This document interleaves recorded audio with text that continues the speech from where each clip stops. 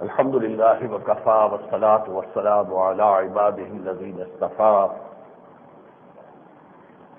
خصوصا على أفضلهم وخاتم النبيين محمد الأمين وعلى آله وصحبه أجمعين.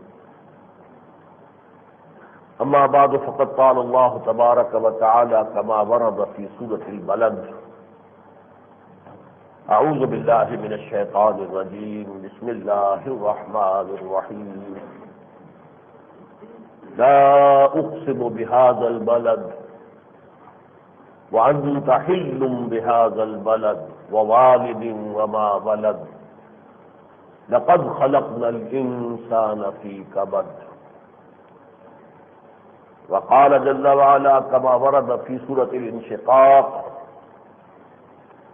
إذا السماء انشقت وأذنت لربها وحقت وإذا الأرض مدت وألقت ما فيها وتخلت وأذنت لربها وحقت. يا أيها الإنسان إنك كادح إلى ربك كدحا فملاقيه. صدق الله العظيم. رب اشرح لي صدري ويسر لي أمري واحلل عقدة من لساني يفقهوا قولي. اللهم ربنا ألهمنا رشدنا وأعذنا من شرور أنفسنا. اللهم أرنا الحق حقا وارزقنا اتباعه وأرنا الباطل باطلا وارزقنا اجتنابه. اللهم وفقنا لما تحب وترضى. اللهم وفقنا أن نقيم دينك المتين. اللهم وفقنا أن نقيم نظام الخلافة على منهاج النبوة في باکستان اولا وفي كل العالم آخرا. آمین یا رب العالمین. حضرات، اس وقت جو پاکستان میں حالات چل رہے ہیں ان کے لیے انگریزی کا ایک لفظ جو ہے ان کی تعبیر کے لیے موضوع ترین ہے. بہت سسپینس کی سی کیفیت ہے، وہ مدعو کا عالم ہے، یا ہمارے مشرقی فلسفیانہ اصطلاحات میں اسے حالت منتظرہ کہتے ہیں. ایک ایسی کیفیت کہ جن میں انتظار ہو رہا ہوتا ہے کہ دیکھیے یہ اونٹ کس کروٹ بیٹھتا ہے. چنانچہ عجیب صورتحال ہے کہ دستور ہے بھی اور نہیں بھی ہے. صدر طارر صاحب سے ابھی جو ملاقات ہوئی ہے دولت مشترکہ کے وزرائے خارجہ کے وفد کے، ان کا دستور ہے، لیکن یہ کہ چیف ایگزیکٹو تو کہتے ہیں کہ ہیلڈ ان ابیئنس ہے، تو اس کا ہونا نہ ہونا برابر ہے. صدر طارر صاحب نے یہاں تک فرمایا کہ ہیومن رائٹس بھی موجود ہیں. اب سمجھ میں نہیں آتا کہ وہ بنیادی حقوق کہاں ہیں اگر قاضی حسین احمد صاحب کے صوبہ سرحد میں داخلے پر پابندی لگ گئی.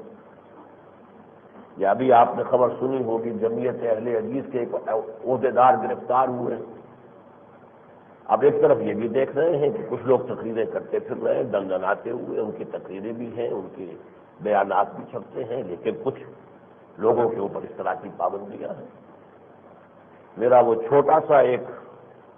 اجتماع ہونے والا تھا، 2 ہفتے پہلے کی بات ہے، یہاں اعلان بھی کیا تھا پچھلے جمعے میں، اتوار کے روز فہم قرآن انسٹیٹیوٹ کی کے زیر اہتمام. اس میں قرآن کی پکار کے موضوع پہ مجھے گفتگو کرنی تھی. ہفتے کے روز پہلے ایس ایس پی صاحب کا فون آیا کہ نہیں یہ آپ بالکل نہ کریں. میں اس وقت تھا نہیں، وہ تو صرف ہمارے دفتر کے لوگوں نے سنا. اس کے بعد ڈی سی صاحب کا فون مجھے براہ راست آ گیا. تو کچھ سمجھ میں نہیں آ رہا کہ صورتحال ہے کیا. آزادیاں ہیں تو کتنی اور کن کو، اور پابندیاں ہیں تو کتنی اور کن پر. وہاب الخیری صاحب ایک ایڈوکیٹ ہیں پنڈی کے، انہوں نے رٹ جو ہے پٹیشن دائر کر دی ہے اور ان کی وہ رٹ جو ہے ایکسیپٹ ہو گئی ہے، اس کی سماعت ہوگی. انہوں نے کہا ہے کہ مقننہ پر پابندی لگانا، اسی طریقے سے انتظامیہ پر پابندی لگانا، یہ تو کوئی بات سمجھ میں آتی. عدلیہ پر پابندی لگانے کا کسی کو کیا حق ہے؟ اب بہرحال یہ ایک ایسی پٹیشن ہے جسے سپریم کورٹ نے ایڈمٹ کر لیا ہے، یعنی اس پر قابل غور ہونے کا فیصلہ ہو گیا کہ ہاں یہ قابل سماعت ہے، قابل غور مسئلہ ہے. دولت مشترکہ کے وزرائے خارجہ کا جو وفد آیا ہے، محسوس ہوتا ہے کہ اس سے خاصا فرم جواب مل چکا ہے. کہ ہمارا کوئی جلدی ارادہ نہیں ہے اور کوئی ہم ٹائم فریم دینے کو تیار نہیں ہے، کسی طرح کی کمٹمنٹ کرنے کو تیار نہیں ہے۔ چنانچہ آج یہ دیکھ کر حیرت ہوئی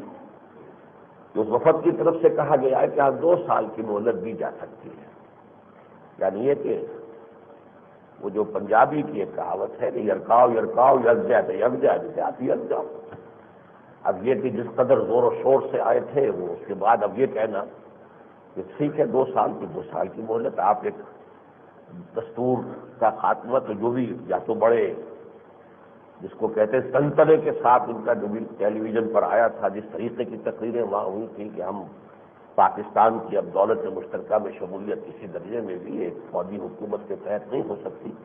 لیکن بہرحال انہوں نے کہا ہے یہ کہ 2 سال کی مہلت دی جا سکتی۔ چلیے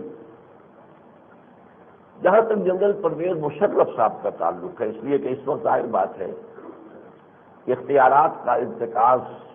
بظاہر تو انہی کے ہاتھ میں ہے، کل کے کل اختیارات جو ہیں وہ انہی کے پاس ہیں۔ ان کے بارے میں ایک بات تو بالکل واضح طور پر سامنے آئی ہے کہ وہ بہت محب وطن انسان ہیں۔ پاکستان سے انہیں دلی جذباتی قلبی تعلق ہے، چنانچہ انہوں نے ایک طرح سے اظہار بھی کر دیا ہے کہ ایک ہی دن میں قائد اعظم کے مزار پر بھی حاضری دی اور علامہ اقبال کے مزار پر بھی حاضری دی۔ اب ظاہر بات ہے کہ اگرچہ پچھلے زمانے میں تو یہ گاڈ فادرز کا لفظ استعمال ہوتا تھا بہت اچھے سینس میں، آج برے سینس میں بھی استعمال ہوتا ہے، لیکن میں اچھے سینس میں کہہ رہا ہوں کہ پاکستان کے گاڈ فادرز جو ہیں وہ یہی 2 ہیں، علامہ اقبال ہیں جو مصور پاکستان ہے، مفکر پاکستان ہے، جس میں نے اضافہ کیا مبشر پاکستان کا، بشارت دینے والے، اس لیے کہ انہوں نے 1930 میں یہ کہا تھا کہ مجھے یقین ہے، یہ تقدیر مبرم ہے، ڈیسٹنی ہے کہ ہندوستان کے شمال مغرب میں ایک آزاد مسلمان ریاست قائم ہوگی۔ یہ بشارت تھی، کوئی تجویز نہیں تھی۔ اور دوسرے ظاہر بات ہے کہ ہمارے بابا قوم ہیں، مؤسس پاکستان ہے، معمار پاکستان ہے قائد اعظم، ان دونوں کے مزاروں پر حاضری دے کر انہوں نے پاکستان کے ساتھ اور اس کے جو بنیادی اکابر ہیں ان کے ساتھ اپنی ذہنی قلبی جو ہے وہ وابستگی کا ثبوت فراہم کیا ہے۔ ساتھ ہی ان کی جو پہلی تقریر تھی اس کا یہ جملہ بہت معنی خیز ہے کہ اب ہمیں لازماً کھڑا ہونا ہے، اینڈ رائز وی ول، یعنی یہ کہ اب وقت آ گیا ہے کہ ہم کھڑے ہوں اور یہ تو ہونا ہے، اب ہمیں کھڑے ہونا ہے۔ تو یہ بات بھی بہت خوشائن تھی، اور جیسا کہ آپ کو یاد ہوگا میں نے عرض کیا تھا کہ جو کارگل کا جو سانحہ تھا اس کے بعد جس طرح کی ایک فضا پیدا ہو گئی تھی ڈپریشن کی، اس کے اندر یقیناً یہ ایک بہت ہی خوشگوار جھونکا آیا تھا کہ امریکہ کی دھمکی کے باوجود ہماری فوج نے ہمت کی اور جرأت کی، اور اس میں پھر یہ الفاظ جو ہیں یہ بھی یقیناً ہمارے لیے مسرت افزا تھے کہ رائز وی ول، ہم کھڑے ہوں گے، اور یہ اس طریقے سے گھٹنوں کے بل گر جانا جو ہے وہ ہمارے لیے کسی طرح بھی قابل قبول نہیں ہے۔ دوسری بات جو ان کی طرف سے واضح طور پر آئی ہے، کھل کر آئی ہے، بار بار آئی ہے، وہ بے رحم احتساب اور اس کے لیے ڈنڈا چلے گا۔ یہ وہ چیز ہے کہ جو آج میں سمجھتا ہوں کہ پاکستان کے ہر شہری کے دل کی آواز ہے۔ واقعہ یہ ہے کہ اس درجے بدعنوانیاں ہوئی ہیں اور اس بری طریقے سے اس ملک کو لوٹا گیا ہے، کھسوٹا گیا ہے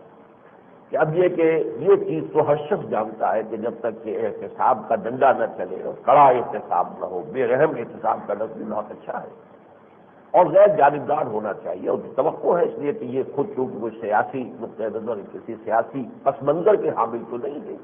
اب اگر آگے کے کوئی پلانز ہو تو وہ تو یا وہ جانے یا اللہ جانے، لیکن یہ کہ جہاں تک پس منظر کا تعلق ہے ان کا کوئی سیاسی پس منظر نہیں ہے۔ اس حوالے سے میں یہ سمجھتا ہوں کہ وہ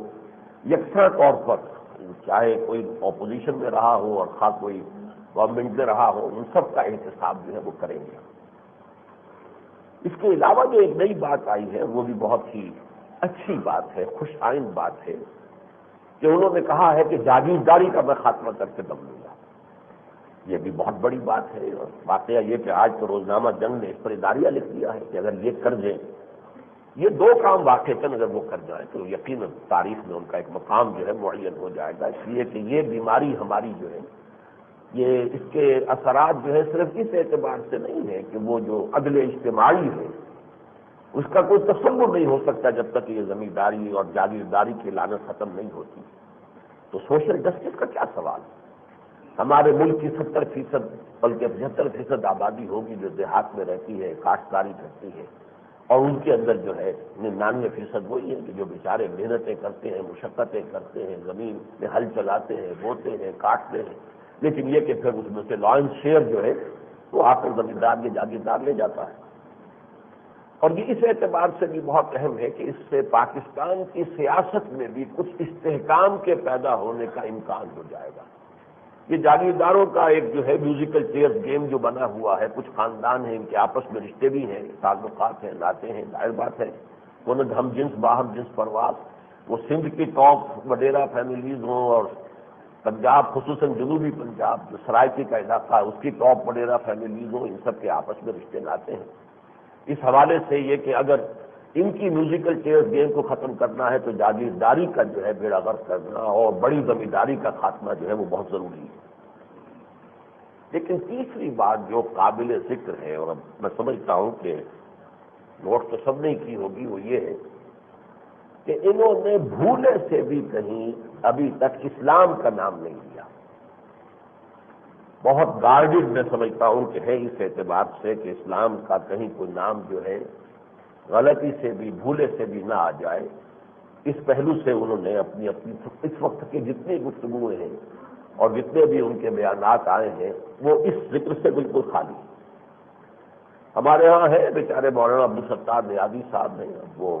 عمر کی آخری سرحد کو پہنچے ہوئے ہیں، لیکن بہرحال ابھی جو سینٹ تھا اس کے رکن تھے، سینیٹر تھے، انہوں نے کہا اسلام نافذ کرو۔ یا اسی طرح ایک سابق سینیٹر مولانا عبدالسمیع صاحب جو ہیں انہوں نے کہا ہے، سمیع الحق صاحب، کہ اس کو اسلام کو نافذ کرنا چاہیے، کسی سے ڈرنا نہیں چاہیے۔ یا یہ کہ میری کوئی حیثیت نہیں ہے، لیکن میں نے بھی انہیں بالکل ابتدا ہی میں جو خط لکھا تھا جو اخبارات میں شائع بھی ہو چکا ہے، ندائے خلافت میں بھی آ چکا ہے، اس میں بھی میں نے بہت سی باتوں کے ساتھ یہ کہا تھا کہ اس ملک کا ایک خاص پس منظر ہے اور اس کو پیش نظر نہیں رکھیں گے تو کوئی بھی تدبیر جو اصلاح کی ہے وہ کارگر نہیں ہوگی تو بہت تھوڑے سے عرصے کے لیے عارضی طور پر، کوئی پائیدار تبدیلی نہیں آ سکتی۔ چوتھی بات یہ کہ اس کے برعکس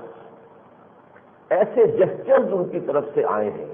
میں نے بعض کو ابھی تک نظر انداز کیا تھا کہ مجھے یہ ہے کہ ایک حسن ظن کے تحت میں نے ان کی تو توجہ کر لی تھی، لیکن اب پوری دنیا کا پریس جو ہے اس کو اچھال رہا ہے کہ انہوں نے گویا کہ ان کے کہنے کے مطابق جان بوجھ کر ایسے جسچرز جو ہیں وہ پیش کیے ہیں کہ جن سے یہ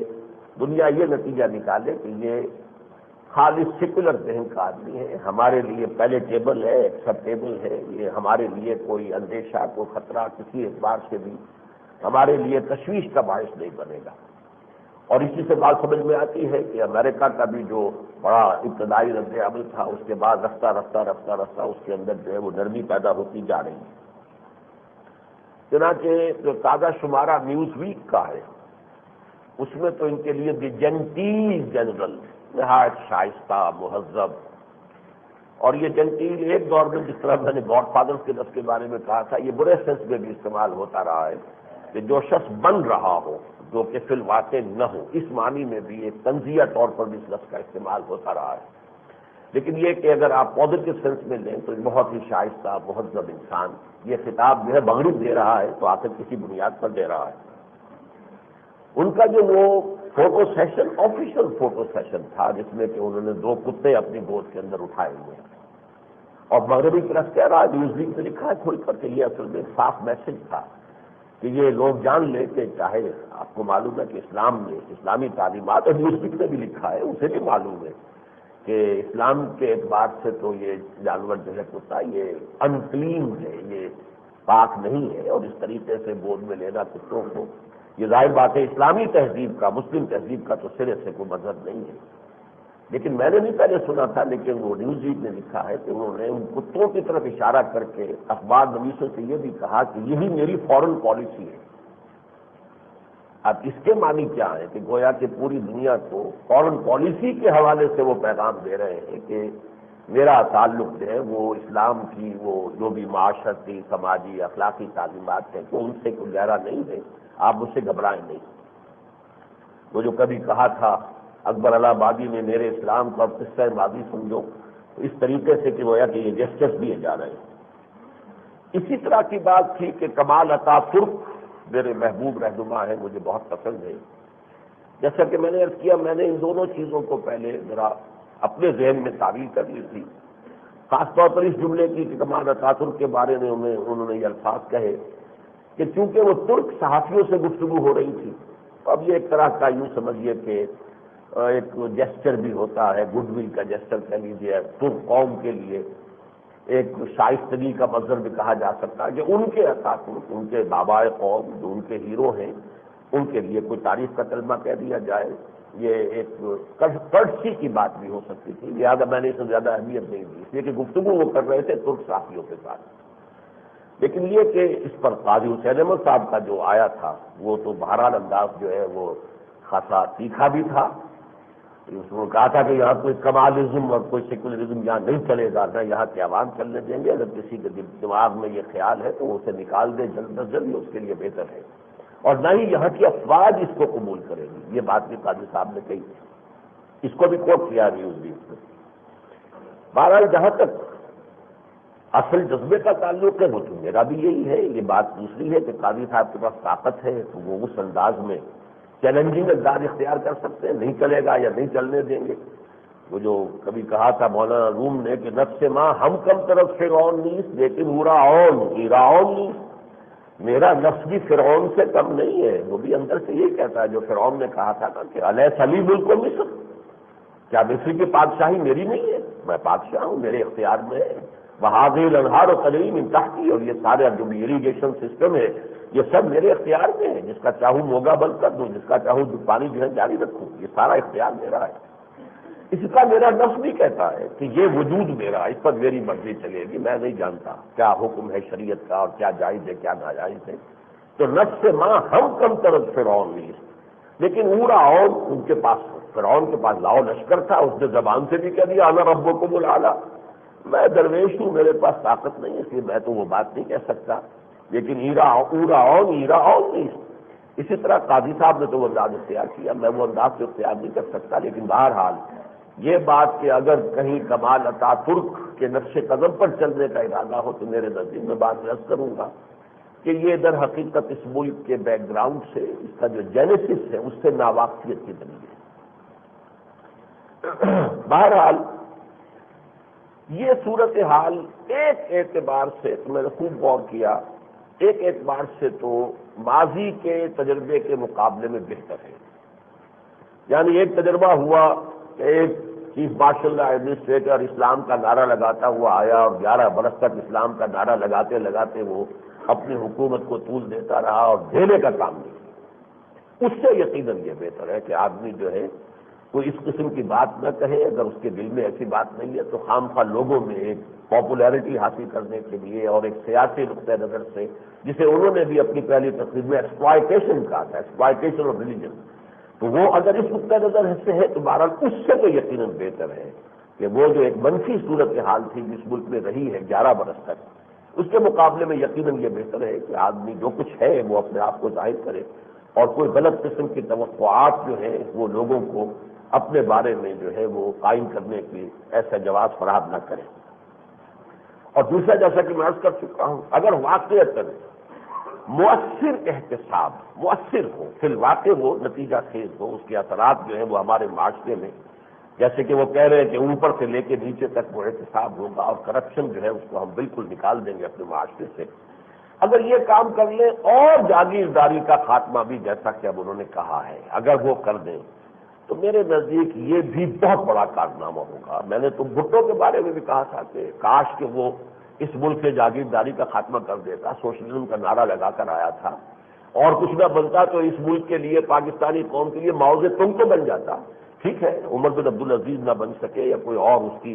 جو ہے وہ اتنی پہنچ نہ ہو، لیکن یہ کہ بہرحال اس کو اللہ نے ایک موقع دیا تھا کہ وہ پاکستان کا معاوض تنگ تو بن سکتا تھا،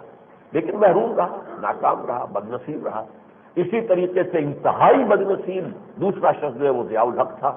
اس کے لیے موقع تھا کہ وہ عمر بن عبدالعزیز بھی بن سکتا تھا، اس لیے کہ بہرحال وہ نماز روزے کا پابند تھا، شاعر اسلامی سے اسے دلچسپی تھی، اس نے پھر جیسے نعرے اسلام کے لگائے ہیں اس کے حوالے سے اس کے لیے تو یہ دوسرا موقع تھا، لیکن یہ کہ وہ بھی نہایت بدنصیب ثابت ہوا کہ اس نے کچھ بھی کام نہیں کیا، جو کام کیا الٹے کیے۔ زکوٰۃ آرڈیننس زکوٰۃ کو بدنام کرنے کا ذریعہ بنا ہے، اسے پولیٹیکل ایکسپلائٹیشن کا ذریعہ بنایا گیا، گویا کہ عوام کو معلوم ہوا کہ زکوٰۃ میں کچھ ہے ہی نہیں، زکوٰۃ ہمارے مسئلے کا حل ہے ہی نہیں، جسے ہم کہتے ہیں کہ اسلام کے معاشی نظام کا یوں سمجھیے کہ ایک بہت بڑا جو ہے پیوٹل ایک فیکٹر ہے زکوٰۃ کا نظام، ہمارا کچھ بھی نہیں، وہ تو ایک بھکاریوں کا ایک نیا طبقہ جو ہے وہ کھول دیا گیا، جن کے نام بھی کہیں درج ہیں، جنہیں کچھ نہ کچھ ہر سال جو ہے وہ پہنچا دیا جاتا ہے، اللہ اللہ اور خیر صلی اللہ، اور اس میں پھر جو بھی کچھ جو غبن ہوئے اور جو ان کی جو سیاسی استعمالات ہوئے وہ اپنی جگہ پر۔ اسی طرح وہ ایک آرڈیننس لے کر آئے تھے، وہ زکوٰۃ کے آرڈیننس میں تو پھر شیعہ سنی کی تفریق کر کے بے شمار سنیوں کو شیعہ بننے کا راستہ کھول دیا، اور دوسرا جو لائے تھے حدود اور قصاص آرڈیننس، اس نے بدنام کیا اسلامی شریعت کو، اور وہ آج تک جو ہے اس کے حوالے سے کوئی حد اس ملک میں نافذ نہیں ہوئی، کہنے کو ہے شاید اب بھی ہے، لیکن یہ ہے کہ وہ تو میں سمجھتا ہوں کہ اس اعتبار سے تو میرے نزدیک اگر کچھ اور کام نہ ہو، اور یہ اگر یہ جاگیرداری اور کرپشن کا خاتمہ کر دے تو چلیے یہ بھی اس ملک کی یہ خدمت ہوگی، اس سے کام ہوگا اس میں، اور اس کے لیے یہ کہ آئندہ کے لیے سیاست اس ملک میں کچھ تعطیل ہو جائے گی اور کچھ مستحکم ہو جائے گی اگر یہ دو کام ہو جائیں۔ اس حوالے سے بھی میں سمجھتا ہوں کہ یہ ایک پازیٹو بات ہے، لیکن جہاں تک فی نفس ہی اس مسئلے کا تعلق ہے، اسلام کو نظر انداز کر دینا یہ در حقیقت اس ملک کے جینیسس سے یہ کیسے وجود میں آیا، کیوں وجود میں آیا، اس کے حوالے سے گویا کہ تاریخ سے اپنا رشتہ توڑ لینا ہے۔ تاریخ سے جب رشتہ ٹوٹ جاتا ہے کسی قوم کا تو پھر وہ ایک بے لنگر کے جہاز کے مانند ہوتی ہے، جدھر کوئی ایک لہر آئے زوردار اس کو لے جائے، اس لیے کہ اس کے لیے کہیں پر بھی کوئی اسٹیبلٹی نہیں ہے۔ یہ ملک جو ہے، علامہ اقبال نے جو شعر کہا تھا کہ اپنی ملت پر قیاس اقوام مغرب سے نہ کر، خاص ہے ترکیب میں قوم رسول ہاشمی۔ یہ شعر میں نے بارہا پڑھا ہے انہی اجتماعات میں کہ یہ شعر چاہے پوری دنیا میں کسی دوسرے مسلمان ملک اور مسلمان قوم پر منطبق نہ ہوتا ہو، پاکستان پر اور پاکستان کے مسلمانوں پر 100% منطبق ہے، اس لیے کہ اور دوسرے ملک جو ہیں ان کے لیے اور بڑی بنیادیں ہو سکتی ہیں جس پر وہ کھڑے ہو سکتے ہیں۔ کمال اتاترک نے ترک نیشنلزم کی بنیاد پر قوم کو کھڑا کر دیا، ٹھیک ہے، ترک نیشنلزم ایک نسل تھی، ایک زبان تھی، باقی جو ہے کچھ اور نسلیں وہ صرف مائنورٹیز کی حیثیت سے وہ کارنرز پر تھی۔ جیسے ایران کا معاملہ ہے کہ ایک مذہب شیعہ، جو مین لینڈ ایران ہے وہ 100% شیعہ ہے، باقی سنی جو بھی ہے وہ کارنرز پر ہے، شمال مشرق میں، جنوب مشرق میں، شمال مغرب میں، جنوب مغرب میں کارنرز پر ہے، مطلب مین کنٹری مین ملک جو ہے وہ شیعہ ہے۔ اس طرح ترکی جو ہے وہ ایک قوم ہے، ایک نسل ہے، ایک زبان ہے، کوئی کچھ کرد ہے، کچھ آرمینینس ہے، یہ دونوں کے اندر ہے، انہیں کا کچھ فساد بچا بھی رہتا ہے، لیکن یہ کہ قوم تو اصل میں وہ ایک ہے، ایک قوم کی بنیاد پر جو بھی جدید تصورات ہیں ان کی بنیاد پر ترکی کھڑا ہو سکا، اور اس نے کم سے کم اس وقت جو ہے، ورنہ دول یورپ جو ہے وہ تو ترکی کا نام و نشان مٹانے پر تلی ہوئی تھی، اپنا پورا بدلہ سینکڑوں سال کا بدلہ ہے، کتنے طویل عرصے تک کتنا بڑا رقبہ تھا مشرقی یورپ کا کہ یہ ترکوں کے قبضے میں تھا، یہ سب جو ہے اب اسی کے باقیات الصالحات یا سیئات ابھی جو ہے آتے ہیں، کبھی کوسوو میں ہو رہا تو کہاں سے مسلمان وہاں آ گیا تھا، بوسنیا کا مسلمان کا کیا اس کا پس منظر تھا، یہ سب وہی ترکوں کا جو علاقہ تھا، اب خلافت عثمانیہ کے یہ سارا زیر نبی تھا پورا کا پورا مشرقی یورپ، اس کی یادگار ہے یہ مسائل۔ لہذا ایک قوم جو ہے ترک قوم، وہ تو ایک نسل اور ایک زبان کی بنیاد پر ان کے اندر اتحاد یکجہتی پیدا ہو سکتی ہے، یا ایک لنگوسٹک بنیاد پر عرب نیشنلزم ابھرا تھا، اور اس نے بھی اپنے اندر اتنی طاقت کا مظاہرہ کیا تھا کہ جمال ناصر نے اٹھا کر انگریزوں کو میڈیٹرینین کے اندر پھینک دیا، بڑی جرأت کی، بڑی ہمت کی، ایک دفعہ تو بڑے زور شور کے ساتھ یورپی قوتیں جو حملہ آور ہونے کے لیے تیار ہوئی تھی، پر تول رہے تھے، وہ تو امریکہ نے انٹروین کیا ہے اور وہ بات روک دی، لیکن یہ کہ بہرحال اپنی جگہ پر ایک جرأت مندانہ اقدام تھا، اٹھا کر بحر روم میں پھینک دینا آسان بات تو نہیں تھی، لیکن یہ کیا کس پر؟ عرب نیشنل العروبہ، ہم ایک قوم ہے عرب زبان کی بنیاد پر، اس میں یہودی بھی، اس میں عیسائی بھی، یہ باپتزم جو ہے یہ در حقیقت اب تو وہ مصر میں تو تقریباً مر چکا ہے، لے دے کر کچھ تھوڑا سا شاید رہ گیا ہو تو وہ شام میں ہے، لیکن ابھی یہ عراق کے اندر وہ موجود ہے، لیکن یہ کہ بہرحال اس کا مطلب کیا تھا کہ ایک لنگوسٹک نیشنلزم، لیکن یہ کہ پاکستان کا معاملہ بالکل جدا ہے، یہاں نہ کوئی ایک نسل ہے، نہ یہاں کوئی ایک زبان ہے، کسی بنیاد پر یہ قوم بنتی نہیں، کسی طریقے سے نہیں بنتی۔ اور جہاں تک ایک تصور ہو سکتا تھا نظری طور پر وطنی قومیت، وطن کو معبود بنا لیا جائے، وطن جو ہے اسی کی محبت جو ہے رگ و پے میں سب کے سرایت کیے ہوئے ہو اور اس کے لیے بڑی سے بڑی قربانی دینے کے لیے تیار ہوں۔ تو ایک تو یہ کہ اس اعتبار سے کہ وطن جو ہے بنیادی طور پر بھی مسلمان کی جو سرشت ہے، اس کا جو ایک مزاج بنا ہے، اس میں زمین کی وہ اہمیت ہے ہی نہیں،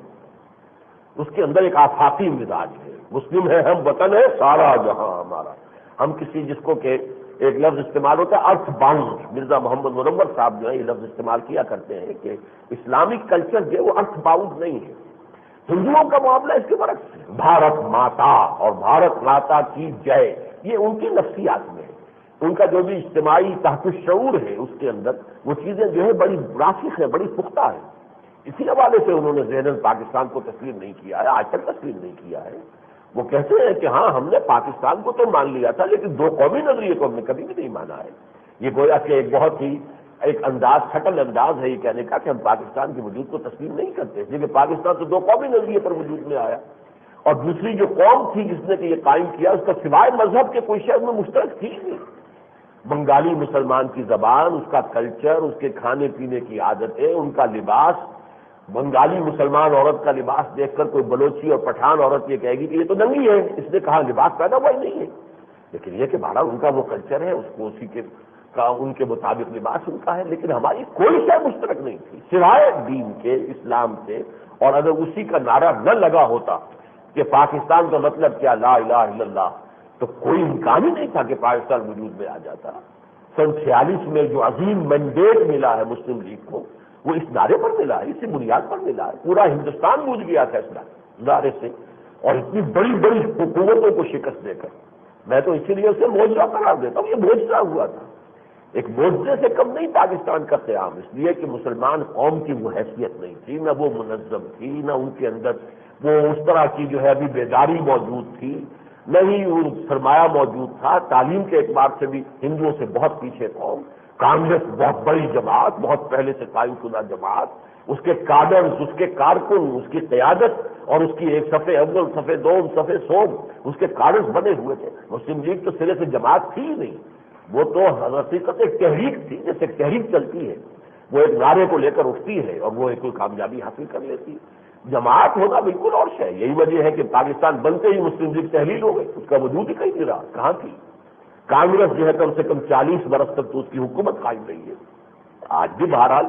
ایک تو ایک مضبوط اپوزیشن کی حیثیت سے اس کا وجود ہے، لیکن یہ کہ مسلم لیگ کا کہاں رہا تھا؟ یہ تو ایک نئی مسلم لیگ بنی تھی نواز شریف صاحب کے بنانے سے، اور اس نے نوزائیدہ مسلم لیگ، میں نے اس کے لیے الفاظ استعمال کیے اپنی ایک تحریر میں، کہ اس کو ایک اللہ نے پھر دوبارہ موقع دیا تھا، لیکن بد نصیب ترین لوگوں کی فہرست میں نواز شریف صاحب بھی شامل ہو گئے کہ انہوں نے بھی اس میں کوئی کام سرے سے نہیں کیا۔ بہرحال یہ بات سمجھ لینے کی ہے کہ پاکستان کا جینیسس، اس کا وجود میں آنا، اس کا پس منظر اور پاکستان کا استحکام تو بہت بات کی بات ہے، اس کا وجود اور بقا بھی اسلام سے وابستہ ہے۔ یہ باقی نہیں رہ سکتا، اس کا کوئی وجود نہیں ہوگا، اس لیے کہ کسی بھی شے کے وجود کے لیے اس کی کوئی فکری بنیاد ضروری ہوتی ہے، اس کی کوئی فکری بنیاد نہیں ہے اسلام کے سوا۔ اور یہ 2 لفظ ہوا تو کیوں ہوا؟ اور واقعہ یہ ہے کہ مختلف مواقع پر آپ کو معلوم ہے پختونستان کے نعرے جس زور شور کے ساتھ لگ رہے تھے، پھر آزاد بلوچستان کی تحریک 2 مرتبہ ہماری ایئر فورس استعمال کی گئی ہے اس کا راستہ روکنے کے لیے۔ سن 83 میں سندھو دیش بنتے بنتے رہ گیا، ایک آنچ کی کسر رہ گئی تھی۔ اگر بھارت کی طرف سے ذرا سا بھی اس وقت سپورٹ مل جاتا سندھی نیشنلزم کو، اور ان کو وہ چیزیں فراہم کر دی گئی ہوتی جو جدید طریقے ہیں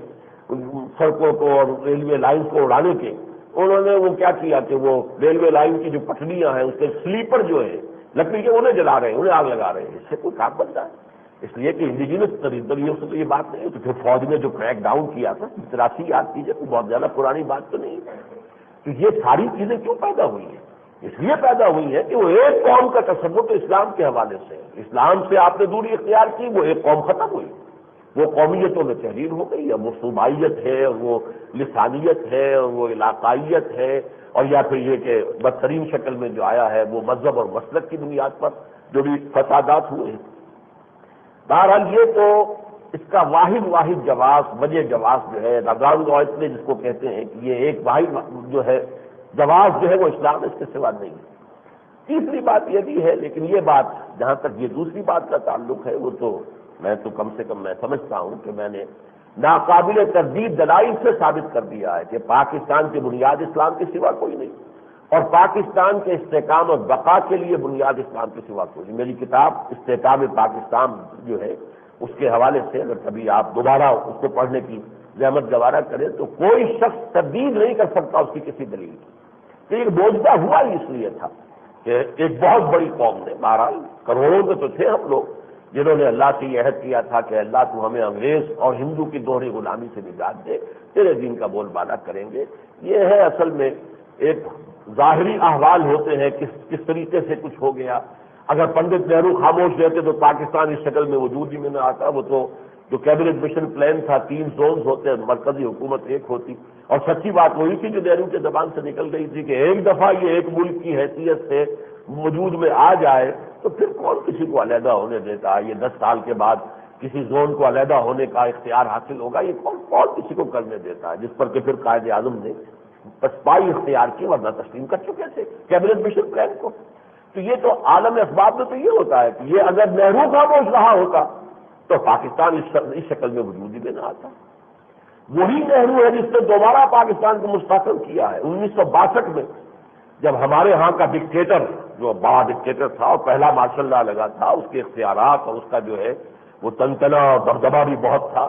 1962 میں اس نے آفر کیا تھا جوائنٹ ڈیفنس اسکیم۔ اب جوائنٹ ڈیفنس کے معنی کیا ہے؟ سب سے بڑے اخراجات جو ہوتے ہیں وہ ڈیفنس پر ہوتے ہیں، تو اس کا مطلب ہے کہ جوائنٹ بجٹنگ بھی ہونی چاہیے۔ ڈیفنس کا تعلق فورن پالیسی سے بھی ہے، اس کا مطلب ہے ایک ہی فورن پالیسی بھی ہونی چاہیے۔ تو گویا کہ اگر مان لیتا بھارت اس کو تو وہ دوبارہ ایک ریورسل تھا، کیبنٹ مشن پلان کی طرف ہم دوبارہ بڑھ جاتے۔ لیکن یہ کہ اس وقت بھی ٹھوکر جو ماری ہے وہ پنڈت نہرو نے ماری ہے۔ جوائنٹ ڈیفنس اگینسٹ ہوم، یہ مجھے آج بھی یاد ہے پاکستان ٹائمز کی جو سرخی تھی سب سے پہلی موٹی، جوائنٹ ڈیفنس اگینسٹ ہوم، کس کے خلاف؟ ہمارا کوئی جوائنٹ اینیمی ہے ہی نہیں، ہمارا کوئی کامن جو ہے دشمن نہیں ہے، ہمارے کامن اندیشے نہیں ہے، تو جوائنٹ ڈیفنس کے معنی دارت۔ لہٰذا یہ کہ پاکستان اس شکل میں پھر دوبارہ قائم رہ گیا، ورنہ اسی وقت گویا کہ ہم نے تو استعفیٰ دے دیا تھا کہ ہم سے یہ آزاد اور خود مختار پاکستان نہیں چل رہا ہے، لہٰذا یہ کہ ہم دوبارہ شامل ہونے کے لیے تیار ہیں۔ بہرحال یہ چیزیں تو اپنی جگہ پر بالکل یوں سمجھیے کہ دلائل سے ان کو مبرہن کیا جا سکتا ہے۔ البتہ تیسری بات یہ ہے کہ مستقبل میں اس ملک کا کوئی رول ہے۔ اب اس کا تعلق چونکہ نبی اکرم صلی اللہ علیہ وسلم کی پیشن گوئیوں سے ہے، یا یہ کہ جو بھی دنیا کے جو واقعات ہو رہے ہیں ان کے پیچھے ایک مدبر ہستی ہے، ایک حکیم ہستی ہے، اس کا اپنی کوئی مشیت ہے، اس کے نقشہ کار میں، اس کی پلاننگ میں اس پاکستان کے قیام کی کیا حیثیت ہے، افغانستان میں جو کچھ ہو رہا ہے اس کی کیا اہمیت ہے۔ اس حوالے سے یہ چیزیں در حقیقت ایسی ہے کہ ہمارے ہاں کا خاصا بڑا طبقہ جو ہے وہ تو چونکہ احادیث سے اب کافی برگشتہ ہو چکا ہے، جدید تعلیم یافتہ طبقہ، وہ سر سید کا مکتب فکر تھا، یا اس کے بعد پھر جو ہے مختلف چاہے علامہ مشرقی نے اور اس کے بعد غلام محمد پرویز نے بڑے پیمانے پر اپنے اثرات پھیلائے ہیں۔ اب ہمارا جدید تعلیم یافتہ طبقہ جو ہے احادیث کی اہمیت وہ نہیں سمجھتا۔ اس حوالے سے ان چیزوں کو خاص طور پر یہ کیا پیشن گوئیاں اور یہ کیا خبریں ہیں جو دی گئی ہیں ان کے بارے میں سوچنا، بلکہ حیرت یہ ہوتی ہے کہ علماء میں سے بھی اکثر و بیشتر ان کے بارے میں ان کو کوئی خاص اہمیت دینے کو تیار نہیں۔ حالانکہ سوچنے کی بات یہ ہے کہ جو کسی وضع حدیث کے لیے دلائل بیان کی جاتے ہیں، وجوہات بیان کی جاتی ہیں، ان میں سے کوئی وجہ بھی موجود نہیں ہے ان احادیث کے ضمن میں۔ کسی خاص فرقے کی تائید کے لیے حدیثیں گھڑی گئیں، یا یہ کہ کسی بڑے اچھے عمل کے لیے، لیکن اس کے لیے اگر کسی واعظ نے یہ محسوس کیا کہ میری بات تو لوگ مانیں گے نہیں تو چلو کہہ دو حضور نے یہ کہا ہے، ایک نیک جذبے کے تحت بھی ایک جھوٹی حدیث بیان کر دی، گھڑی ہوئی حدیث بیان کر دی۔ جذبہ نیک تھا کہ میں ایک اچھی بات کی دعوت دے رہا ہوں، لیکن یہ کہ میری بات تو لوگ نہیں سنیں گے، نہیں مانیں گے، تو کیوں نہ میں اسے منسوب کر دوں محمد کی طرف صلی اللہ علیہ وسلم، کہ آپ نے ایسا فرمایا۔ اسی طریقے سے یہ ایک بہت چھوٹے سے کسی عمل کے لیے بہت بڑا عجب، یہ مختلف جو ہے اسباب بیان کیے گئے وضع حدیث کے کہ حدیثیں کیوں گھڑی گئیں، کیوں جھوٹی ہیں، موضوع حدیثیں جو ہے ان کی بنیاد کیا، لیکن ان احادیث میں سرے سے ان میں سے کوئی وجہ موجود نہیں ہے۔ اور اگر نبوت نام ہے اس کا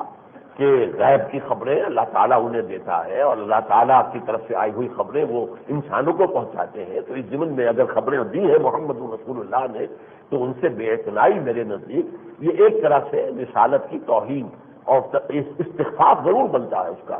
بہرحال میں کہہ رہا ہوں یہ معاملہ تو خفی ہے، اگرچہ میں نے مشرف صاحب کے نام اپنے خط میں اس کی طرف بھی حوالہ دیا ہے کہ یہ بھی ایک ہے چیز کی جو پیش نظر رہنی چاہیے، لیکن بہرحال یہ خفی ہے۔ البتہ یہ کہ پاکستان کا جینیسس کیوں یہ وجود میں آیا، اس کے اسباب کیا تھے، اور پھر یہ کہ اب اس کے استحکام کے لیے بنیاد کیا ہے، یہ چیزیں تو وہ ہے تو ہم کھل کر بات کر سکتے ہیں، دلائی کے ساتھ بات کر سکتے ہیں، تجزیہ کیا جا سکتا ہے۔ اور جیسا کہ میں نے عرض کیا بلا خوف تردید میں کہہ رہا ہوں کہ پاکستان کا قیام صرف اسلام کی بنیاد پر ہوا ہے۔ اگرچہ تحریک مسلم لیگ کوئی مذہبی تحریک نہیں تھی، اس کی قیادت جو اصلی قیادت تھی وہ مذہبی لوگوں پر مشتمل نہیں تھی، یہ بھی صاف اقرار کرتا ہوں، کھل کر کرتا ہوں، وہ مذہبی لوگ نہیں تھے، بلکہ در حقیقت ایک چھوٹی قوم کو خوف لاحق ہو گیا تھا بڑی قوم سے کہ وہ ہمارے ساتھ انصاف نہیں کرے گی، بلکہ ہم نے 1000 برس ان پر حکومت کی ہے، کہیں 800 برس کہیں 600 برس، اب وہ انتقام لے گی ہم پر، وہ ہمارا استحصال کرے گی، ہمیں دبائے گی، ہماری تشخص کو ختم کرے گی، یہاں تک کہ ہمارے مذہب کو بدلنے کی کوشش کرے گی۔ شدھی کی تحریکیں شروع ہو چکی تھی، یہ ایک چھوٹی قوم کا خوف تھا، یہ ایک فیئر، ایک فینومینن تھا جس کی وجہ سے قوم جمع ہوئی ہے۔ لیکن اس قوم کی قومیت کی بنیاد کیا تھی؟ اب آئیے، اس قوم کی قومیت کی بنیاد سوائے اسلام کی کوئی ہے ہی نہیں۔ وہ کسی نسل کی بنیاد پر قوم نہیں تھی، وہ کسی لسان کی بنیاد پر قوم نہیں تھی، کسی کلچر کی بنیاد پر قوم نہیں تھی، کسی علاقے کی بنیاد پر قوم نہیں تھی۔ پورے ہندوستان میں پھیلے ہوئے مسلمان اور بڑے زبان کھڑے ہو گئے مسلم لیگ کی تائید میں، وہ علاقہ جن کا سوال ہی نہیں تھا کہ وہ پاکستان میں شامل ہو سکے، وہاں کے لوگوں نے زیادہ ڈیسائسو رول پلے کیا پاکستان کے قیام میں، تو یہ کیا فینومینن تھا؟ ظاہر بات ہے کہ اس قوم کی قومیت کی بنیاد تو اسلام کے سوا کوئی نہیں، لہذا چاہے آپ اوپر سے کچھ بھی کہیں لیکن جڑ میں بنیاد میں اس ملک کی جو ہے اساس وہ مذہب کے سوا کوئی نہیں ہے۔ اور اسی طریقے سے ثابت کیا جا سکتا ہے، نہ کوئی قومی عصبیت، نہ کوئی لسانی عصبیت، نہ کوئی وطنی عصبیت، جیسا کہ میں نے عرض کر رہا تھا میں، وہ بات رہ گئی کہ یہ تو ہمارے مسلمانوں کے تو خمیر سے ہی اس کا کوئی تعلق نہیں ہے۔ وطن کی کوئی عظمت اور وطن کے حوالے سے تو ہمارے جذبات کے اندر جو ہے طوفان آ جائے اور ہم اس کے لیے وہ ٹھیک ہے، ایک ملک ہے، اس میں ہم رہتے ہیں، اس کا دفاع بھی کرنا ہے، ہمارے فوجی جو ہیں وہ بھی کریں گے اور عام لوگ بھی کریں گے، یہ اپنی جگہ پر، لیکن یہ کہ ایک جس کو کہنا چاہیے کہ مرکز محبت بن جائے کوئی شے، وہی معبود کے معنی ہے، لا معبود الا اللہ، تو لا محبوب الا اللہ، لا مقصود الا اللہ، لا مطلوب الا اللہ، اس درجے میں وطنیت جو ہے جس کے اوپر کہ کاری ضرب لگائی تھی علامہ اقبال نے کہ اس دور میں میں اور ہے جام اور ہے جم اور، ساقی نے بنا کی روش لطف و کرم اور تہذیب کے آذر نے ترشوائے صنم اور، مسلم نے بھی تعمیر کیا اپنا حرم اور، ان تازہ خداؤں میں بڑا سب سے وطن ہے، جو پیرہن اس کا ہے وہ مذہب کا کفن ہے، نہ زارہ دیرینہ زمانے کو دکھا دے مصطفی خاک میں اس بت کو ملا دے۔ تو مصور پاکستان تو آپ انہیں مانتے ہیں، ان کے بازار پر حاضری بھی دی ہے، اب ان کا تو تصور وطنیت کے بارے میں یہ، لہذا یہاں کوئی ٹیریٹوریل نیشنلزم، کوئی لنگوسٹک نیشنلزم، کوئی ریشیل نیشنلزم، کوئی شے نہیں ہے جو اس ملک کو مستحکم کر سکے۔ اگر اس کا استحکام مطلوب ہے کسی کو دیانتاً اور واقعتاً قلبی خلوص کے ساتھ، تو اسلام کے سوا چارہ نہیں۔ لاچار مسلمان شو کافر نہ توانی شد، ہمارے لیے ممکن ہی نہیں ہے کہ ہم اسلام کو چھوڑ کر باقی رہ سکیں، قائم رہ سکیں، اس کے لیے تو کافر نتوانی شد لاچار مسلمان شو، ہمارے لیے تو اس کے سوا کوئی چارہ کار ہے ہی نہیں۔ لیکن اس ساری بات جو میں نے آج عرض کی ہے، اس کا ایک نتیجہ اب میں نکالنا چاہتا ہوں۔ اگرچہ کچھ عرصوں کے دوران یہ کہ ہمیں حکومت کی سطح سے بھی امید ہوئی تھی کہ یہاں اسلام کی ترویج اور اسلام کے نفاذ میں کوئی پیش رفت ہوگی، کچھ عرصہ ضیاء الحق صاحب کے بارے میں بھی ایک دھوکہ کھایا تھا، اور کچھ عرصہ جو ہے بلکہ یہ عرصہ زیادہ طویل تھا، شریف فیملی سے بھی دھوکہ کھایا ہے، ان سے بھی توقع ہو گئی تھی۔ لیکن اب جس دور میں ہم داخل ہو گئے ہیں تو گویا کہ یہ بات اس کے جو بھی طور اتوار سامنے آ رہے ہیں تو معلوم ہوتا ہے کہ چاہے یہ کہ مذہب کے خلاف کوئی قدم یا نہ اٹھے، لیکن یہ کہ اسلام کے نفاذ کے لیے کوئی مثبت اقدام جو ہے وہ ریاستی سطح پر اب متوقع نہیں ہے۔ یہ وہ ایک کڑوا یوں سمجھیے کہ بٹر ایک منطقی نتیجہ ہے جو میں نے اپنی اس وقت کی گفتگو سے نکالا ہے. اس کا کیا مطلب ہے؟ اب یہ اونس پورا کا پورا ہم پر ہے، عوام پر ہے، اس ملک کے بسنے والوں پر. یہی معاملہ ہوتا ہے اگر کسی، آپ کو معلوم ہے کہ یہاں نظم و نسق قائم ہے، فوج ہے جو سرحدوں کی حفاظت کرتی ہے، پولیس ہے جو امن و امان کا کی ذمہ دار ہے، تو آپ پاؤں پھیلا کر سو سکتے ہیں. اگر خدا نہ خواستہ کیوس ہو جائے اور کوئی بات نہ رہے ایسی، تو ظاہر بات ہے ہر شخص کو اپنے گھر کا پہرا دینا ہوگا. پھر یہ کہ پاؤں پھیلا کر سونا تو ممکن نہیں ہوگا. اسی طرح اگر ریاستی سطح پر اب کوئی توقع اس وقت فی الحال کم سے کم جو ہے وہ نظر نہیں آ رہی ہے، تو ظاہر بات ہے کہ وہ سارا کا سارا اونس، پورا کا پوری ذمہ داری کا بوجھ جو ہے وہ ہم افراد، مجھے اقبال نے کہا تھا کہ افراد کے ہاتھوں میں ہے اقوام کی تقدیر، ہر فرد ہے ملت کے مقدر کا ستارہ. ہمارا تو خیر مستقل موقف ہمیشہ سے یہ رہا ہے کہ یہ ایک عوامی ایک انقلاب کے ذریعے سے اسلام، اور وہ انقلاب ہو منہج انقلاب نبوی کی بنیادوں پر، اسی سے یہاں پر معاملہ ہوگا. لیکن یہ کہ پھر بھی میں خود اپنی اس کمزوری کو تسلیم کرتا ہوں کہ مختلف مواقع پر کچھ امید ہو گئی کہ شاید اب، جس کو کبھی جنرل حمید گل صاحب نے سافٹ ریولیوشن سے تعبیر کیا تھا کہ ٹھیک ہے اس طرح کا ایک جو ہے بہت سخت قسم کا جو ہے وہ انقلاب نہ آئے جس میں کچھ نہ کچھ جو ہے جانوں کا نذرانہ بھی پیش کرنا پڑ جائے لازماً. اس کی بجائے یہ کہ اگر ہو جائے، جب ہم نے وہ دستوری ترامیم کی تجاویز پیش کی تھی تو ان کا تبصرہ اس پر یہ تھا کہ واقعتاً اگر یہ ہو جائے، اس لیے کہ یہ جو اب تو کر نہیں رہے، صدر صاحب ہوتے تھے اس زمانے میں، لغاری صاحب، میری جب ان سے پہلی ملاقات ہوئی ہے تو میں نے وہ جو ہم مطالبہ کر رہے تھے دستوری ترامیم کا، تو میں نے ان کو بھی وہ کارڈ پیش کیا تو جیسے کہا اٹ از ڈویبل، ہاں یہ ہو سکتا ہے، کوئی ایسی بات نہیں ہے، اس تو انہونی بات تو نہیں. اگر پھر دوسری ملاقات میں پھر انہوں نے پلٹا کھایا تھا کہ آپ کیوں اتنی اہمیت سمجھتے ہیں، اس کی تو کوئی خاص اہمیت تو ہے نہیں. میرے نزدیک اس کی بڑی اہمیت تھی، اس لیے کہ اگر وہ ترامیم ہو جاتی تو گویا کہ وہ پہیہ چلنا شروع ہو جاتا کہ جو بھی ہے فیڈرل شریعت کورٹ کی حیثیت زیادہ ہو اور اس کے اندر ججز بھی زیادہ ہو، ایک ایک کر کے چیزیں سامنے آتی جائیں، اور جو اسلام کے خلاف ہے، پورا قانون خلاف اسلام ہے تو اس کو نل اینڈ وائڈ قرار دیا جائے، کوئی شرک اس کے خلاف ہے تو اس کو کل عدم قرار دیا جائے، تو اس طرح رفتہ رفتہ ہو جائے گا. تو انہوں نے بھی کہا تھا کہ ہاں یہ اٹ از ڈویبل، یہ کیا جا سکتا ہے، قابل عمل ہے. تو اسی کو کہا تھا جنرل حمید گل نے کہ ایک سافٹ ریولیوشن ہوگا اگر ایسا ہو جائے. بہرحال وہ تو اب معاملہ جو کم سے کم یہ کہ اب فورسیبل جسے ہم کہتے ہیں، اس میں تو اب وہ صورتحال نہیں ہے. یہ ہے میری اس وقت تک کی گفتگو کا نتیجہ. تو گویا کہ اب ہم میں سے ہر شخص کی ذمہ داری کہ وہ اپنے بارے میں سوچے کہ ہماری ذمہ داری کیا ہے. چنانچہ اب آج تو خیر اس کی صرف تمہید ہی میں آپ کے سامنے عرض کر رہا ہوں، انشاءاللہ اگلے اجتماعات جمعہ میں یہ ذمہ داریاں ہماری کیا ہیں، خاص طور پر دینی حوالے سے، وہ میں بیان کروں گا. آج میں نے جو آیات جو ہے شروع میں تلاوت کی ہیں ان کا تعلق اس سے ہے کہ انسان پر، ہر انسان پر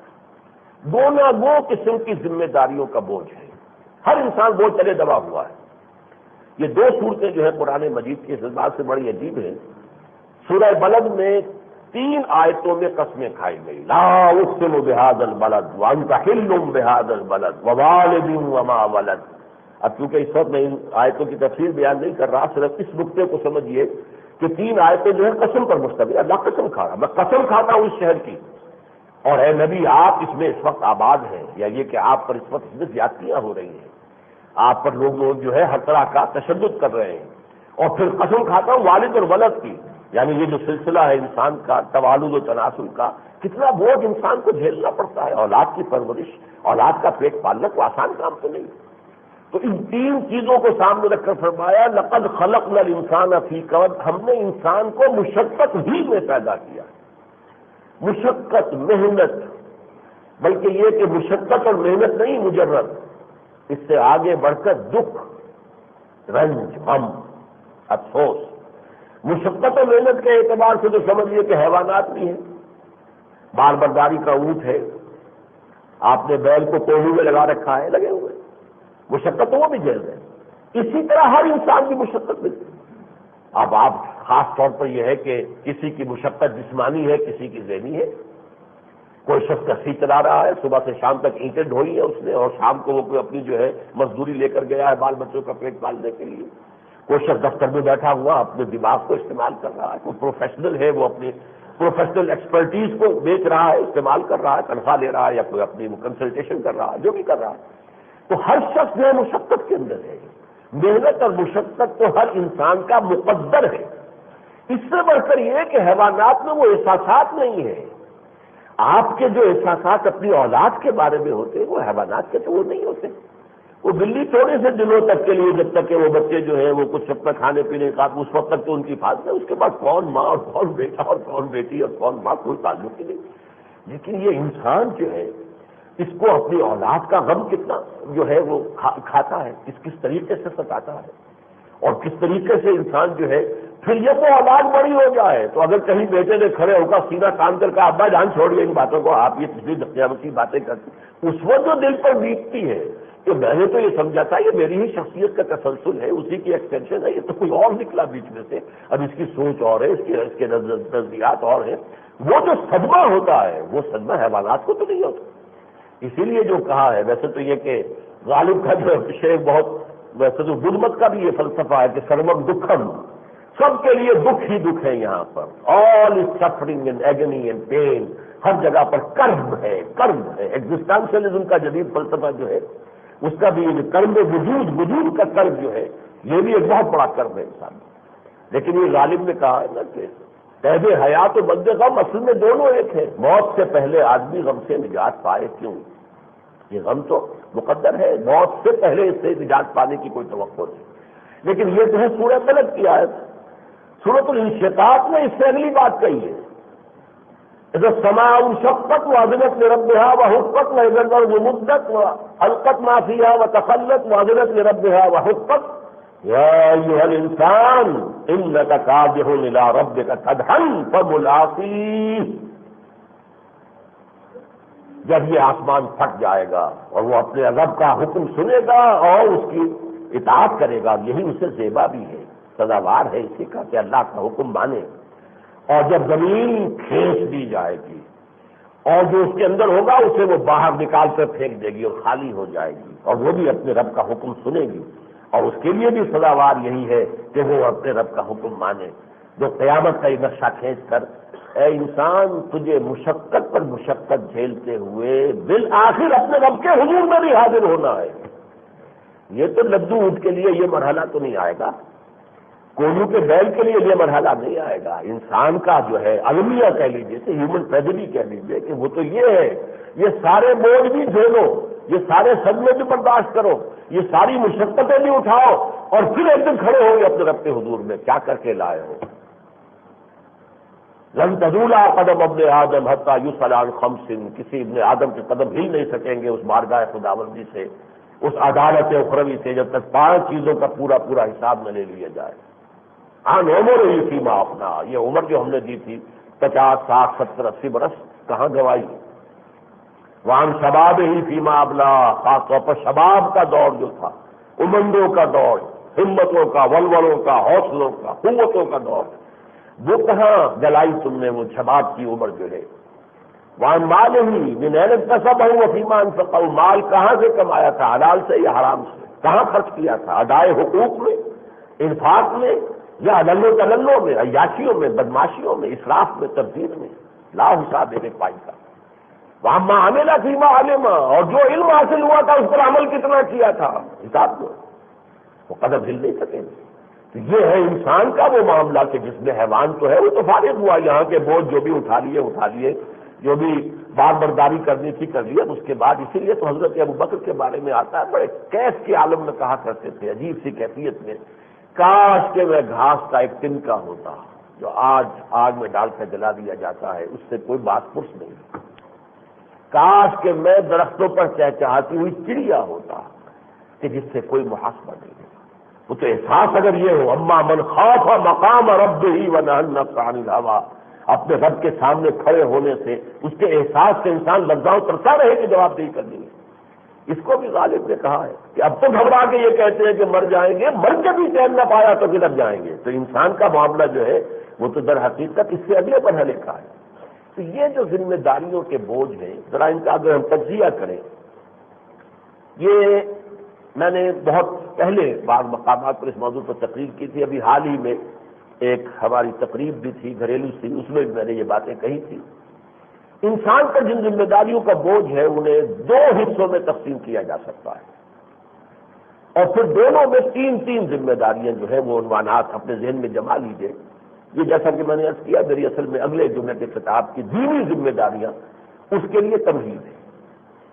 تین ذمہ داریاں وہ ہیں کہ جن کے لیے داعیہ تقاضا ہمارے اندر موجود ہے،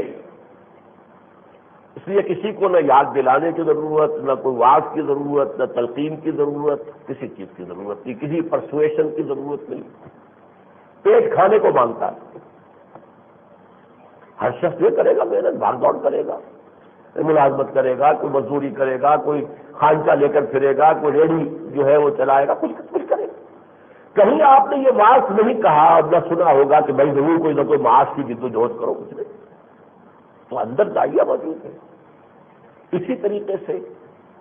ہر شخص کو کوئی نہ کوئی چھت اپنے اوپر چاہیے۔ حیوانات بھی گھونسلے بناتے ہیں، انسان بھی کوئی جھونپڑی بنا لیتا ہے، کوئی ذرا کٹیا بنا لیتا ہے، کوئی اس سے اوپر کسی چھوٹا سا مکان بنا لیا، کوئی محل بناتا ضرور ہے، کوشش کرتا ہے کہ کوئی نہ کوئی چھت اس کے اوپر۔ اور نمبر 3، ہر ایک کے اندر جنسی جذبہ موجود ہے، شادی کرتا ہی کرتا ہے، مرد بھی عورت بھی، اس کے لیے بھی کسی واعظ کی ضرورت نہیں۔ اگرچہ ایک خاص دور میں رہبانیت کی نفی کے لیے حضور نے فرمایا النکاح من سنتی فمن رغب عن سنتی فلیس منی، نکاح میری سنت ہے۔ اور وہ اس لیے کہ بعض مذاہب میں، اکثر مذاہب میں یہ تصور ہے کہ شادی نہ کرنا گویا کہ نیکی کا اور اللہ کے ساتھ لو لگانے کا یہ ایک لازمی تقاضا ہے کہ پھر انسان گھر گرفتی سے اپنے آپ کو علیحدہ رکھے، اس کی نفی کی گئی۔ لیکن یہ کہ عام معاشرے میں اس کی نہ کوئی تلقین کی ضرورت ہے، نہ اس کے وعظ کی ضرورت ہے، نہ یاد دہانی کی ضرورت ہے، کوئی بھی پرسویشن کی ضرورت نہیں، ایسا کرتا ہی۔ یہ 3 تقاضے وہ ہیں، آپ کے اندر جنسی جذبہ ہے، آپ کی معاشی ضرورت ہے، اور آپ کو کوئی نہ کوئی سر پر چھت چاہیے۔ اسی کا نعرہ ایک وقت میں لگا تھا ہمارے ہاں، روٹی کپڑا اور مکان، اور آپ نے دیکھا تھا کہ ایک شخص نے ڈگڈگی بجائی اور پوری قوم دیوانہ ہو گئی۔ کیوں؟ کہ بارود تو اندر موجود تھا، اسے کوئی بارود پیدا نہیں کرنا پڑا۔ اگر آپ کو نظریہ نیا، کوئی خیال نیا، جس کا اندر آپ کو کوئی داعیہ نہیں ہے، کوئی تقاضا آپ کے اپنے وجود میں نہیں ہے، وہ پیدا کرنا ہو تو بڑے آپ کو جتن کرنے پڑیں گے۔ پہلے لوگ اس کے قائل ہوں، اس کو قبول کریں، پھر یہ کہ اس کا اتنی گہرائی کے اندر رسوخ پیدا ہو جائے کہ اس کے لیے تن من دھن قربان کرنے کو تیار ہو، یہ سب کچھ کرنا پڑے گا۔ یہاں تو ہے ہی نہیں، یہ تو یہ بارود موجود ہے، صرف اس کو بھی اصلاحی دکھانی تھی۔ اور اس میں ایک عجیب نقطہ میرے سامنے یہ بھی ہے کہ یہ جو روٹی کپڑا اور مکان، اور میں نے کہا ہے معاش اور جنسی تقاضا جس کے تحت شادی کرتے ہیں، اور قرآن مجید نے زوجین کو ایک دوسرے کے لیے لباس سے تعبیر کیا ہے، ہن لباس لکم وانتم لباس لہن، تمہاری بیویاں تمہارے لیے بمنزلہ لباس ہیں اور تم ان کے لیے بمنزلہ لباس ہو۔ تو روٹی کپڑا اور مکان میں اس اعتبار سے وہ تینوں جو ہے چیزیں آ جاتی ہیں جو میں نے بیان کی۔ تو اس کے لیے تو جیسا کہ میں نے عرض کیا، کسی تلقین کی ضرورت نہیں، کسی تشویق و ترغیب کی ضرورت نہیں، ہر شخص کر رہا ہے، چاروں ناچار۔ البتہ 3 ہی تقاضے ایسے ہیں کہ جن کے لیے کوئی بنیاد ہمارے نفس میں موجود نہیں ہے۔ ان کا تعلق اگر ہے تو ہماری سوچ سے ہے، ہمارے نظریات سے ہے، ہمارے افکار سے ہے، ہمارے عقائد سے ہے، ہمارے نفس کے تقاضوں میں سے وہ نہیں۔ وہ بھی 3 تقاضے ہیں۔ ایک ملک جس میں آپ رہتے ہیں، جو آپ کا وطن ہے، چاہے وہ اس معنی میں معبود نہیں بھی ہے، لیکن ظاہر بات ہے کہ اس وطن کی حفاظت، اس کی آزادی کی حفاظت جو ہے وہ اس ملک کے رہنے والوں کے ذمے ہے۔ اگر یہ کہ ملک کے رہنے والوں کی اس کی فکر نہ ہو تو وہ قوم آج ڈوبے گی، کل نہ ڈوبی، وہ ملک جو ہے اپنی آزادی کھو دے گا۔ ہر قوم کے افراد، اس ملک کے اندر بسنے والوں کے اندر یہ مادہ ہونا چاہیے کہ وہ اپنی توانائیوں کا، اپنی قوتوں کا، اپنے اوقات کا، اپنی صلاحیتوں کا کچھ حصہ اپنے وطن کے لیے مختص کریں کہ ہاں ہماری محنت میں، وقت میں، ہماری صلاحیت میں، ہماری قوت میں ایک حصہ وطن کے لیے۔ اگر یہ ہوگا تو وطن جو ہے وہ آزاد بھی رہے گا، سربلند بھی رہے گا، اس کی عزت بھی ہوگی۔ یہ ایسے ہی ہے کہ کشتی ہے، اس میں ہم سوار ہیں، کشتی اگر تیرتی ہے تو ہم تیرتے ہیں، کشتی ڈوبتی ہے تو ہم ڈوبتے ہیں۔ دوسرا یہ ہے قوم کا تصور، اگرچہ آج کی دنیا میں وطن اور قوم تقریباً ایک بنا دیے گئے ہیں، لیکن ہم مسلمانوں کے اعتبار سے خاص طور پر وطن علیحدہ شے ہے، قوم علیحدہ شے ہے۔ ہماری قومیت جو ہے وہ ہمارے وطن کے حوالے سے نہیں ہے. ہماری قومیت جو ہے وہ تو ایک عالمگیر ملت اسلامیہ، ہماری قوم تو وہ ہے.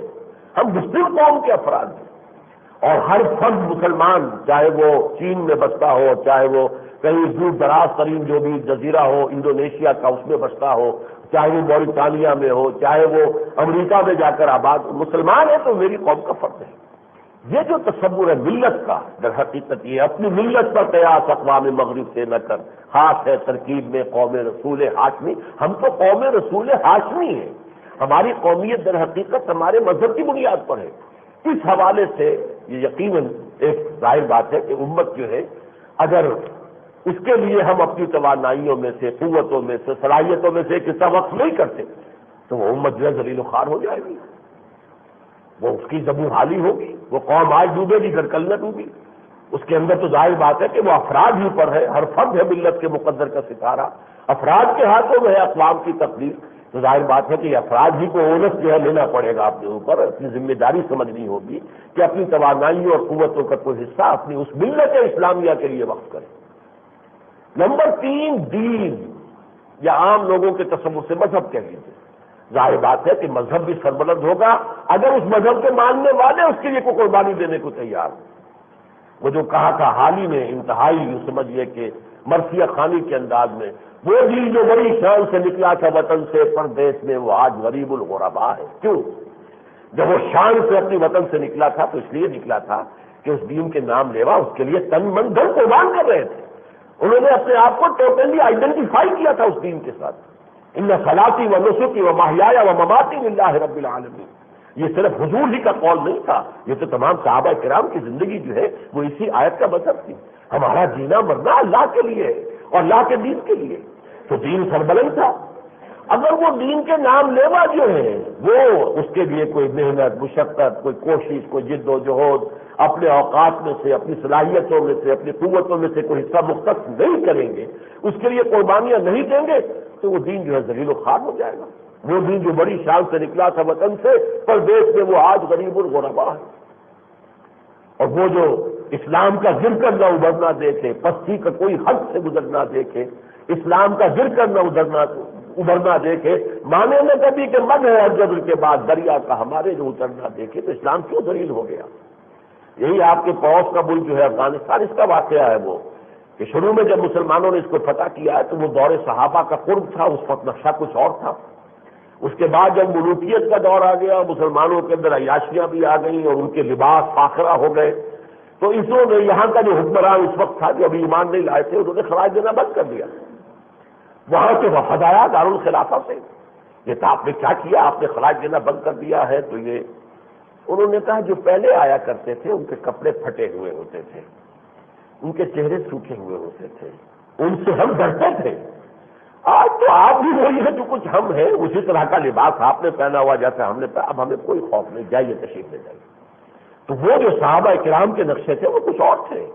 ان کو وہ ان کے ہاں وہ شان و شوکت اور وہ دنیاوی پومپ اینڈ شو کچھ نہیں تھا، اور وہ جو ہے ہمہ وقت اللہ کے دین کے لیے تھے.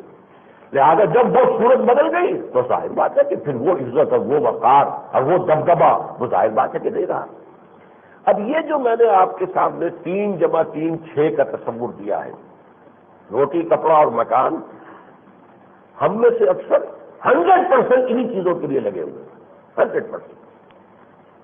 ہمارے میں ہماری اکثریت، عظیم اکثریت، سیاست تو ایک پروفیشن بن گیا ہے نا، اس کو کوئی تعلق وطن سے، قوم سے، کوئی سرے سے نہیں ہے. وہ تو پروفیشن ہے، وہ تو کچھ لوگوں کی ضرورت بھی ہے. جو وڈیرا ہے اپنے علاقے کا، اسے بہرحال وہاں اپنا جو ہے استبداد برقرار رکھنا ہے، تو وہ سیاست کے اندر بھی اگر نہیں ہوگا تو کیسے ہوگا؟ وہ تو سارا جھگڑا اس کا وطن سے کوئی تعلق سرے سے ہے ہی نہیں، نہ وطن سے نہ قوم سے. ہماری عظیم اکثریت کا معاملہ یہ، عظیم ترین اکثریت کا معاملہ کہ سوائے روٹی، کپڑے اور مکان کے کسی چیز سے کوئی غرض نہیں. نہ کوئی وطن کی فکر ہے، وطن کی فکر کر ناداں، قیامت آنے والی ہے، تیری بربادیوں کے مشورے ہیں آسمانوں میں. کون وطن کی فکر کرتا ہے؟ کس کو ملت اسلامیہ کا خیال ہے؟ کس کو دین کی پڑی ہوئی ہے؟ اکثر و بیشتر پروفیشنل، اور وہ ایک دوسرا پروفیشن مذہبی پروفیشن بھی ہے. وہ بھی اگر دین کی بات کرتے تو وہ پروفیشنل بات ہے جو وہ کر رہے ہیں. حقیقت میں وہ اس اسلام کے لیے اور خاص طور پر اس نہج پر جس نہج پر کہ وہ کام کیا جا سکتا ہے سوچنے کوئی تیاری نہیں. یہی وجہ ہے. میں ایک بات کو عرض کر کے آج کی گفتگو ختم کروں گا. ہم مسلمانان پاکستان دنیا کی خوش قسمت ترین قوم تھے. ہمارے لیے یہ تینوں تقاضے ایک ہو گئے تھے. ایک میں تین میں ایک. ہمارا وطن بھی اسلام, ہمارا ملک وہ ہے جس کی کوئی بنیاد اسلام کے سوا نہیں. ہماری قومیت بھی اسلام, ہمارا دین بھی اسلام. گویا کہ ہم ایک تیر سے تین شکار کرتے ہیں. اگر اس اسلام کے ساتھ وفاداری ہوتی, اس اسلام کی طرف پیش رفت ہوتی, وطن بھی مضبوط ہوتا, قوم بھی مضبوط ہوتی, ملت اسلامیہ کو بھی سربلندی ملتی, اور دین کا تو غلبہ ہوتا ہی ہوتا. یہ تین کام ہم کر سکتے تھے, ایک تیر سے تین شکار کرتے, اور اسی کو ہم نے اپنی سب سے بڑی بدقسمتی بنا لیا. اس لیے کہ دین یہاں نہیں آئے گا تو وطنیت کی محبت کی بنیاد پر یہ ملک جمع نہیں ہو سکتا, یہ ملک جو ہے مضبوط نہیں ہو سکتا. اس حوالے سے کوئی امکان ہی نہیں, نہ وطنیت, نہ قومیت, نہ لسانیت, نہ نسلیت, کسی بنیاد کے اوپر یہ ملک جو ہے مستحکم نہیں ہو سکتا. تو ہم نے وہ ایک کو, جو کہ اگر ایک کام کر لیتے تو ایک تیر سے تین شکار کرتے, اس سے اپنی بدقسمتی بنایا ہے کہ ہم نے اس ایک کام کو نہیں کیا تو تینوں اعتبارات سے بیڑا غرق ہوا ہے. ملک دو لخت ہو گیا, بڑی بڑی جو ہے وہ تو یہ, جیسا کہ میں نے عرض کیا, اب چونکہ مشرقی پاکستان ہم سے 1000 میل دور تھا, مرکزی حکومت اور فوج اس طریقے سے وہاں مؤثر نہیں ہو سکتے تھے, وہ علیحدہ ہو گیا. ورنہ بالکل یہ تحریکیں اس ملک کے اندر, اس کے مغربی خطے میں چلی ہیں. وہ پختونستان کی تحریر ہو, آزاد بلوچستان, گریٹر بلوچستان کی تحریک ہو, اور اسے باہر کی پشپنائی, روس کی پشپنائی بھی موجود تھی, پھر کے سندھو دیش کی تحریک تھی. یہ ساری چیزیں ہمارے چلی ہیں. بالفعل اس کا مواد آج بھی موجود ہے. جیسا کہ میں آپ کو بتا چکا ہوں, دی ٹوین ایرا آف پاکستان کے نام سے جو کتاب لکھی گئی 1992 میں امریکہ میں, اس میں جو نقشہ دکھایا گیا ہے کہ 2006 میں یہ 3 ریاستیں تو جو ہے وہ ساحلیں جو ہے بحیرہ عرب کے اوپر وجود میں علیحدہ آ چکی ہوں گی, سندھو دیش آزاد, اور ایک لیاقت آباد یعنی کراچی, اور نمبر 3 جو ہے وہ فری ریپبلک آف بلوچستان. اور ان کا کہنا یہ ہے اس کی کتاب کے مصنف کا کہ سب سے زیادہ خوشحال ترین جو ہوگا علاقہ, اس علاقے کی ریاست جو ہوگی خوشحال ترین, وہ آزاد بلوچستان ہوگی. یہ ہماری بربادیوں کے جو ہے وہ دنیا کے اندر اس کی پیشن گوئیاں بھی کی جا رہی ہیں. آپ نے دیکھا ٹائم پاکستان بھی سیم. اب یہ جو ہے ٹائم ویکلی اپنے سرور کے اوپر یہ بولڈ الفاظ میں لکھ رہا ہے. یہ نفی کیا ہے؟ یہ اصل میں بظاہر استفہام ہے. استفہام انکاری اس کو کہتے ہیں گرامر میں. کسی چیز کی نفی کرنے کے لیے اس کو سوالیہ نشان بنا دو. کیا پاکستان کو بچایا جا سکتا ہے؟ مطلب کیا, نہیں بچایا جا سکتا, اٹس ڈومڈ. یہ ہے در حقیقت وہ بات جو دنیا میں کہی جا رہی ہے. تو ہماری بدقسمتی یہ ہے, آپ کبھی اندازہ کیجئے, ہندوستان کا مسلمان, اس کا بھی وطن ہے ہندوستان میں, وہ رہتا ہے, لیکن اس کی ہمدردیاں پاکستان کے ساتھ ہوتی ہیں. وہ ایک کنفلکٹ کا شکار ہے,